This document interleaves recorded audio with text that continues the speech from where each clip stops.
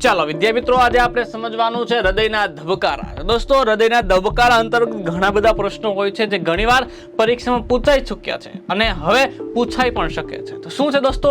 તો જન્મ સમયે હૃદયના ધબકારા કેટલા હોય તો યાદ રાખજો 140 પ્રતિ મિનિટ હૃદયના ધબકારા હોય છે જ્યારે નવજાત શિશુનો જન્મ થાય ત્યારે.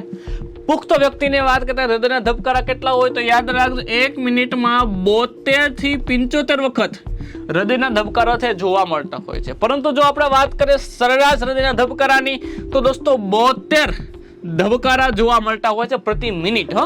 ત્યારબાદ વિદ્યાર્થી મિત્રો આપણે વાત કરીએ હૃદયના ધબકારાનું નિયંત્રણ કોણ કરે છે, શરીરનો એવું કયો ભાગ જે છે એ ધબકારાનું નિયંત્રણ કરે છે? તો તમારે યાદ રાખવાનું છે કે લંબ મજ્જા જે છે, આ લંબ મજ્જા દોસ્તો હૃદયના ધબકારાનું નિયંત્રણ કરે છે.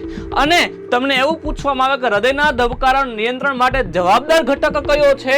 તો વિદ્યાર્થી મિત્રો યાદ રાખજો પોટેશિયમ જે છે એ હૃદયના ધબકારાના નિયંત્રણ માટે જવાબદાર છે. અને તમને એવો પ્રશ્ન પૂછે કે હૃદયના ધબકારા સાંભળવાનું સાધન કયું છે? તો યાદ રાખવાનું સ્ટેથોસ્કોપ. શું યાદ રાખવાનું?